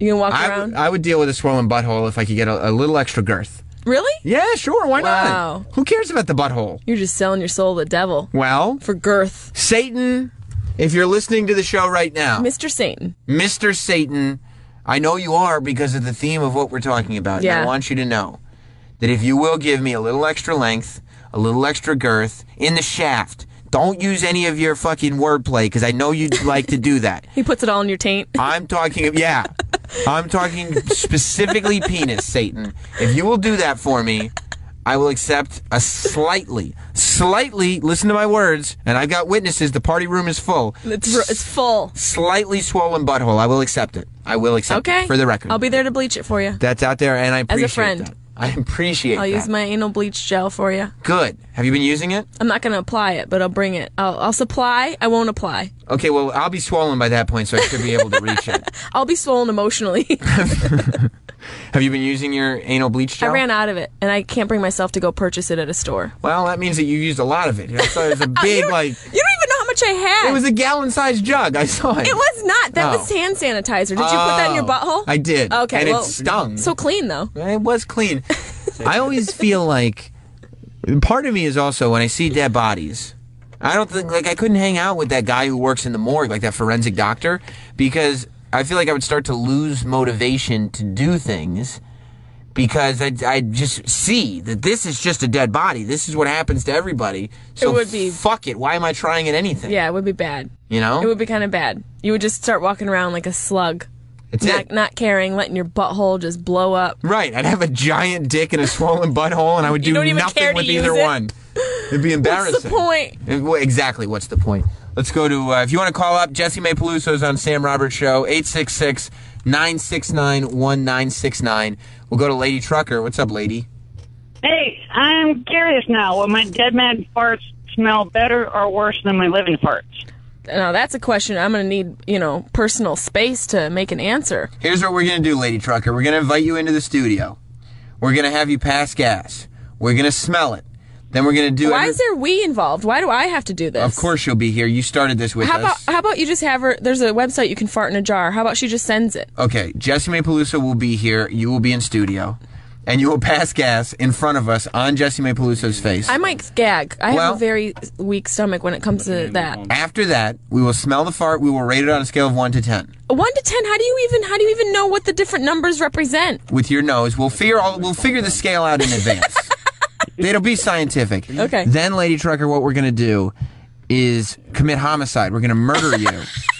What do you want to say? Then we're going to wait for your microorganisms to fart as your body decomposes. The skin slip. And then we will let the audience know what smells better. That sounds promising. Okay. Trucker, are you in? I'm in. I thought she hung up. No, she's volunteered. She said, I'm in. Yeah, okay, cool. Good. Thank you very much, Lady Trucker. She was on Twitter last night wearing a Not Sam t-shirt, so I figured this... Was she really? Yeah, this is the only way I could repay her, by offering to murder her. That's going to be my stripper name, Lady Trucker. Yeah? Yeah. I'm glad that you have a backup plan. I worry about you sometimes. I mean, I know Paul Feig is a big fan, but what's he ever done for anybody? He's my backup plan. Did you know that Paul Feig knew who you were? I didn't. At the top of the show, Paul Feig was my guest, and I brought up that Jessie May was going to be here, and he was like, not only did he know who you were, he was like excited that you were going to be here. That's He's a fan. so cute. Yeah, he's great. Yeah, His movies are dope. He's the Jesus Christ of Latter-day Saints to female comics. He really is, and he celebrates them, which is great. Yeah, he's putting all Ghostbuster women. That's going to be pretty dope, right? I think it's going to be cool because he's picking good women. He's picking, he's got Kristen Wiig. Yep. Melissa McCarthy. Home run. And then the two chicks from SNL, the blonde chick and the black chick with the spiky hair. Yeah, they're so funny. What'd you say, Paul? Allison Jones and Kate McKinnon. Allison Jones and Kate McKinnon. Yeah. Very funny. Hilarious. All of them. So I think that's going to be great. I think it'll be good. Ghostbusters was so good. Yeah, I would, and he's completely reimagining it, which I think is smart. Not trying to. Yeah, you can't just redo it. Yeah, you have to do it that way. John in Virginia. Hey guys, you're talking about dead bodies and how gross they are. I used to work for an ambulance company that did body removals, and I can tell you a story that's really, really awful if you want to hear it. I would love to. I'm scared. Middle of July, a naked guy laying on a vinyl couch for over a week. Did he have a large penis and swollen butthole? Everything was just all swollen up. What did he have in his bank account at the time? That's where I would look first. We have to check his wallet. He had some weed in his wallet. But anyway, we had to get air masks from the fire department because it smelled so bad. And we decided the best way to do this was to put the cot next to the couch with the body bag open and just try to roll the guy into it. And his back stuck to the couch. As we rolled him over, pretty much everything on the inside just completely rolled over the cot and onto the floor. See? Yes. Like his body parts, like his intestines and stuff? Yep. Why are you afraid of that, Sam? That sounds so gross. It was so bad the guy with me actually puked in his fireman's air mask and then took it off, and it smelled so bad. And you kept going to work the next day? Yeah, I mean, it was an interesting job. Wow. It is interesting. Well, something new every day. Yeah, you learn something new every day. How long had the guy been there? About a week. Oh man, see, that's all it takes, Sam. A week, and after that, the worst is over. Then you become pretty bones. That's what's going to happen to me at the end of my life. That's I'm just gonna happen sooner than later. Thanks, buddy. I'm going to be dead, and nobody's going to check on me for a week. And the worst part of that story, he didn't even smoke the last bit of his weed. Right, he had weed. He didn't want to die. He was ready to have some fun in a little bit. Yeah, something happened. He choked on like a piece of popcorn. Right. I'll smoke this now. Then we need some popcorn. I'm gonna smoke the rest. Yeah. That's how precious. People don't understand. That's how precious life is. And the next thing you know, he's stuck to a couch. I mean, I've heard this term being stuck to a couch, but not like literally stuck to the couch. Literally stuck to the couch. He's a couch potato? Like so stuck to the couch that if he moves, his intestines will fall on the floor. Could we call him a couch potato skins? You could. I wouldn't. It's disrespectful. Okay, sorry. R.I.P., sir. I hope you had a nice life. I'm sure. Obviously, he did. What's your name? I mean, there's no way that you have that story and didn't have a great life around you. And he did what he wanted to do, I guess, get really fat and smoke weed all the time. Are you mad at me now? Everyone's calling with their dead stories? I kind of enjoy it. I like to know. I like to be slightly removed from it. I like it. I'm very curious about it. Can't get all that near it. All right. I mean, I don't want to get that close to it. You read a book about how fast the body decomposes. I also, the same author wrote a book about ghosts as well, but I wasn't as much into that because it's a little too fluffy for me. Because you don't believe in ghosts? Well, I mean, I do, but I like, all that stuff is speculation. Right, there's no hard evidence. So I like forensic scientific facts. Gotcha. I've been freaked out because I keep watching the trailer for this documentary about night terrors that the guy from Room 237 did. Ooh. The night paralysis. I can't remember what it's called, Nightmare or something? The Nightmare. And it's a documentary, but it's almost shot like a horror movie. And it's about people who experience night paralysis and they get frozen and then shadow figures come and visit them. You've had night paralysis? I had night paralysis when I lived in Boston. I had the same night paralysis for about 11 days in a row. How did you eat? You were paralyzed for 11 days? No. It's when I fell asleep, I had it. Oh, every night. When I had, and when I took naps, and it was the same dream over and over and over. You got night paralysis when you took naps? Yeah. Naps are supposed to be such like a nice, peaceful thing. Like, you know what? Yeah. I'm gonna break up the day, refresh myself. I'm gonna get some energy. Yeah. I'm gonna get some. And you had night paralysis. And was it like in the afternoon? In the afternoon. Night paralysis in the afternoon may be the worst thing a person could happen. And it's also like when you're dreaming, your dreams are where you are in that current place. So you usually the dream is where you're laying. So it feels so real. Ooh. All right. Yes. You feel like your eyes are open and you see exactly where you're laying. That's what and that's why it's terrifying.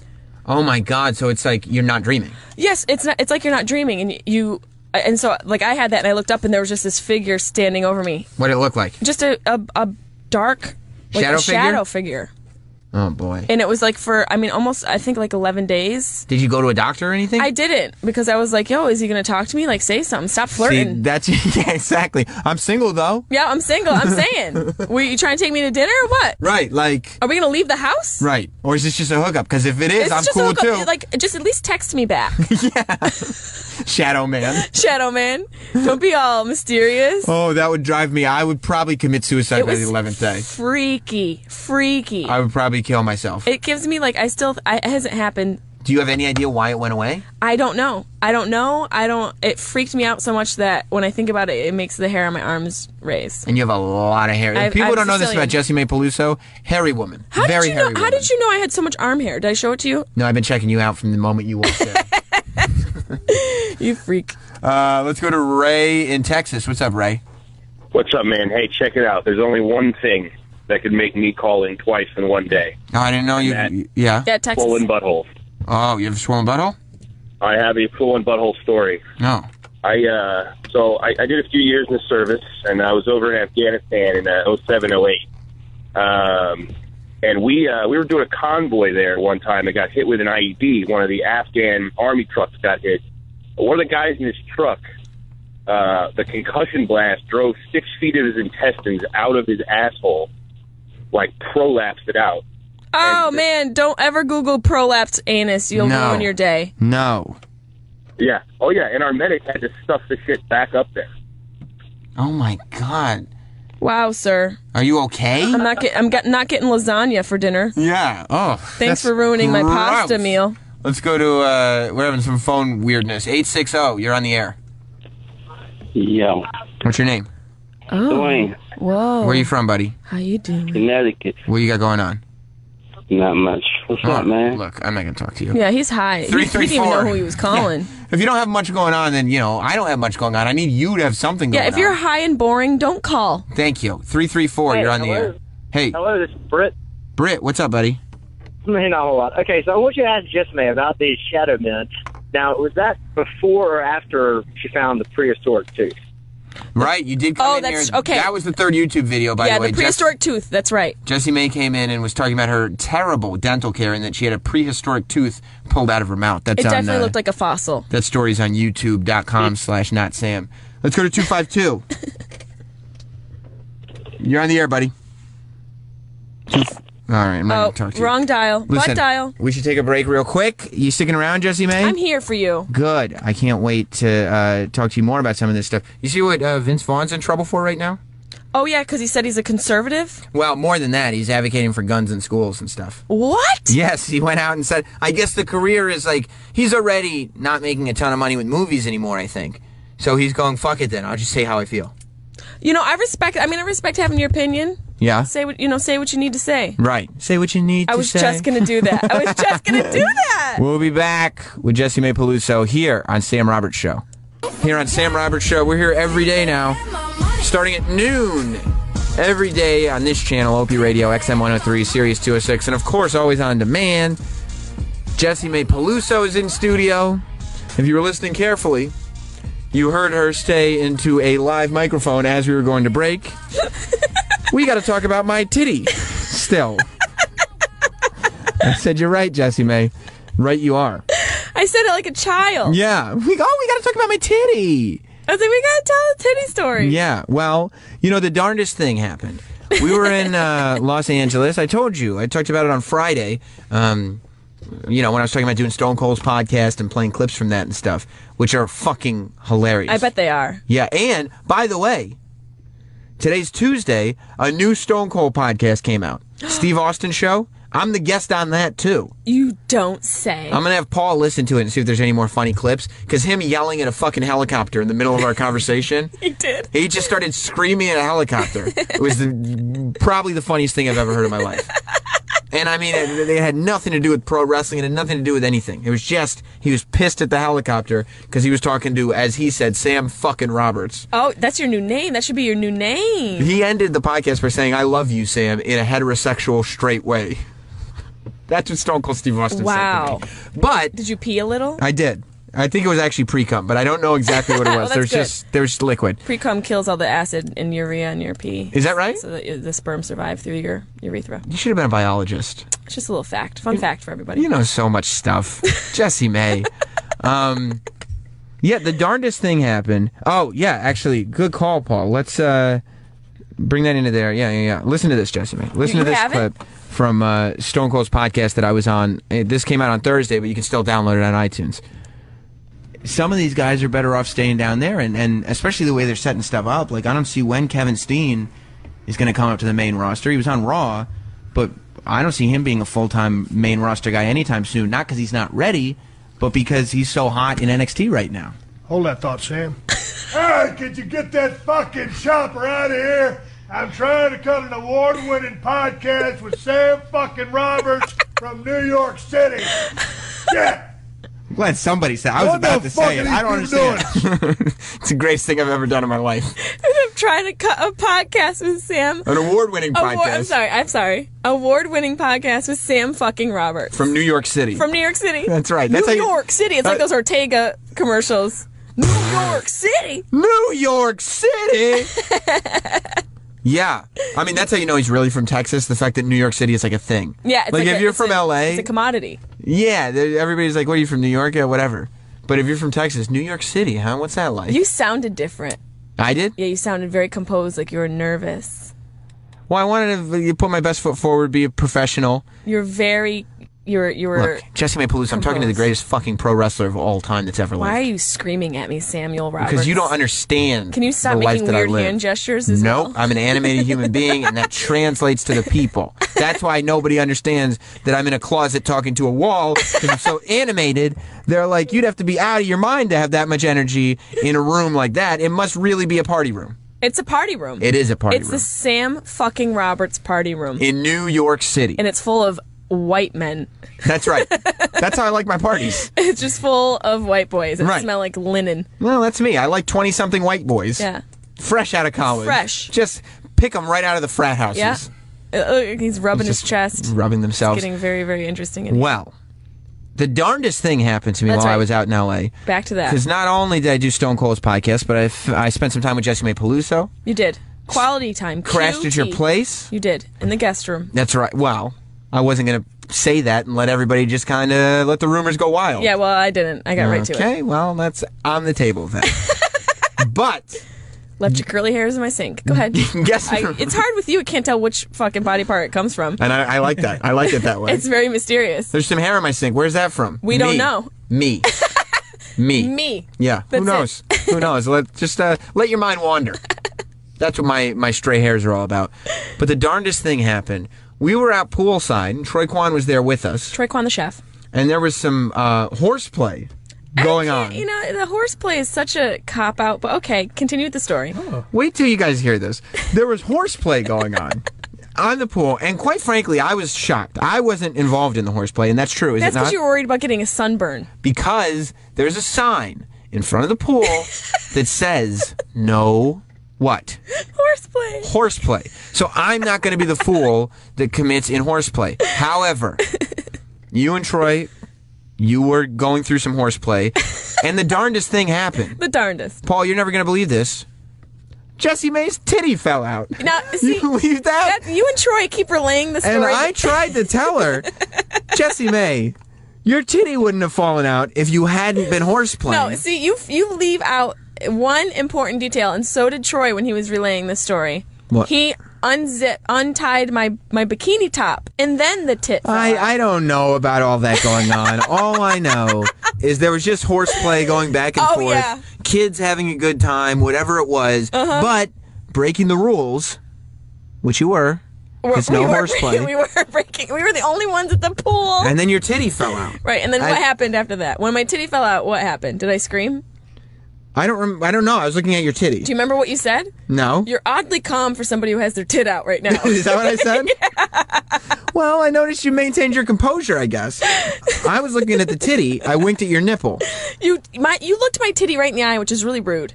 Well, I'm sorry. You looked her right in the eye. You didn't even introduce yourself. I said this is one of those times where I will regret being polite. To a tit? So I'm not going to do that. I'm going to be rude and selfish and do what I should do. You looked her right in the nipple and eye. I did.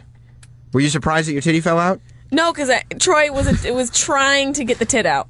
I don't think that's You guys accurate. are saying horseplay made the tit come out? I am. Troy was like, there's a tit that I'm going to make come out. How did you feel when your breast was exposed for everybody? Fine, I got great tits. You're okay with it? Yep, beautiful, natural boobs. Oh, yeah, prove it. You already saw one. You're right, I did. And I only do it when the rules are that I can't have horseplay, that I can't do horseplay. That's what I'm going to do. That's what I'm going to do for the party room. Yeah. I'm going to set up a sign outside this studio that says no horseplay in a winky face. You know what that means, Jessie May? Left tit this time. Left. I would hope it's a different one. I've already seen. Yeah, you said one. you're bored with the right one. Yeah. Seen the right one, seen them all. Well, no. Seen the right one, seen the right one. I'd like to see the left one. What if there was also like a center one? Like in what's that movie? Like a middle one. What's the movie with the? They just remade it, and there were 3 tits in that one too. Oh yeah, what was that? I don't. Total Recall. Total tit. Adrian with the save. Total Tittle Recall. Tittle Recall. Do you like L.A.? You like being out there? I do like L.A. I like L.A. It was I fun. miss New York. I miss like the angriness of New York. I liked being in L.A. for as short a time as possible, though. To be honest, I was there for like literally 46 hours from the time from JFK to JFK trip, 72 hours, meaning crazy. including the flights, 72 hours. It was like 2 nights, 3 days, get as much done as I can, get the fuck out You of there. got a lot done. Yeah, I mean, I saw a tit. You saw a tit? That's what I was going through. I was like, I did Stone Cold's podcast.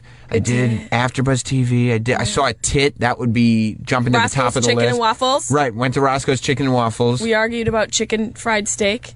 Yeah, and I was right, obviously. Yeah. But yeah, I mean, I think there's a lot. I don't know if I would survive living in LA though. You wouldn't. Why not? You're too tender. What are you talking about? You're very tender. What's your name? Where are you calling I live in New York. I'm fucking from the Bad Apple. You know what I mean? Yeah. That's what people call me. But don't you live like outside of the city? It's Westchester, New Okay. York. Yeah, it's a suburb. Yep. But still, I'm here a lot Do you of have a lot times. of trees in your yard? Do you have a yard? No, well, I mean, I live in an apartment. Is there a yard in your apartment? Uh-huh. Yeah, it's not Yeah, New York. because that way the dogs can walk around and stuff. Right. People curb them. It's nice. See the trees. But I'm in the tough streets. But I am. And there was plenty of parking. Park wherever you want, like around the building, Oh my God. in the Well, building. then that's LA. It's You not a might be able problem. to survive in LA. You think so? Yeah. Plenty of parking. Why do you? I'm not. You think I'm too tender for LA? You're tender. Is But- there a yard in your apartment? Uh-huh. Yeah, it's not Yeah, New York. because that way the dogs can walk around and stuff. Right. People curb them. It's nice. See the trees. But I'm in the tough streets. But I am. And there was plenty of parking. Park wherever you want, like around the building, Oh my God. in the Well, building. then that's LA. It's You not a might be able problem. to survive in LA. You think so? Yeah. Plenty of parking. Why do you? I'm not. You think I'm too tender for LA? You're tender. I'm not tender. Let's go You're to. tender. Let's you're, go to. You're only going to move in next to Stone Cold. Let's go. Well, Stone Cold, I'd be tender for. And what about me sending you the photo of the house that was available next to him? Yeah, that's how bad it got. First of all, we found out that Jessie May Peluso lives like a stone 30 cold seconds. throw Oh! away from Stone Cold Steve Austin. Literally a 30-second walk. So she started emailing me or texting me photos of available houses. There's like 3 in the neighborhood. That are next door to him. I think I'm going to move into 312 Gimmick Street. I told you I put an offer in for you as a friend. Dwayne in Connecticut. Yo. What's up, buddy? I touched you, Jesse May. Your side boobs. When? You touched my side tit, Dwayne? Yeah. In reality or just like in one of the night terrors? He said in Manchester. Manchester? At the Funny Bone. Oh, you were at the Funny Bone? Yeah. Do people with you? Do you? Oh, nice. Do you? Thank you for coming out, Dwayne. Do you find that when like guys take pictures with you after gigs that they like? Can you tell when they're standing in a certain way where it's just to press their torso against your side boob? I usually jump the gun and do it to them so that they know that I know what they know. Right, and I'm going to do it. That's called a moneymaker because they'll be back for a second show. Yeah. Smart. I just do like a little front crotch rub. Smart. Oh my God. Pelvic thrust. I got to go to your shows. Sam, you're here for the meet and greet? Yeah, I just thought we'd get a picture. You don't even go to the show. You just wait in line for the meet and greet. Yeah, Sam, we know each other. Wait, no, I'm just here for the picture. Yeah, no, just right here. Well, listen, Jessie May Peluso, it's been an honor and a privilege to have you on the show. Stop being so formal, Sam. You're right. Where the fuck can people find you on Twitter? You can find me at Jessie May Peluso. That's it. Bam. Jessie May Peluso on Twitter and jessiemay.com and all that stuff. Find her if she's coming to a town near you. Find me and touch my side tit. You can touch a side tit. She'll rub her crotch on you, and she's very, very funny. Thank you, Sam Roberts. Thank you for being here. I'm going to have you on my Sharp Tongue show. I can't wait. I thought you just meant on your sharp tongue. I was like, all right, yeah, what's up? That's why I paused and said show, so your brain would run wild. I wish you hadn't through those follicles on top of your head. Finished it. I appreciate everybody being here. We'll be back tomorrow with more of this. Again, you can catch some Jessie May videos that just went up at youtube.com/notsam. All the rest constantly getting updated at notsam.com. I think we got a Twitter address, but I forgot what it was, so I'll tell you what it is tomorrow. Goodbye, everybody.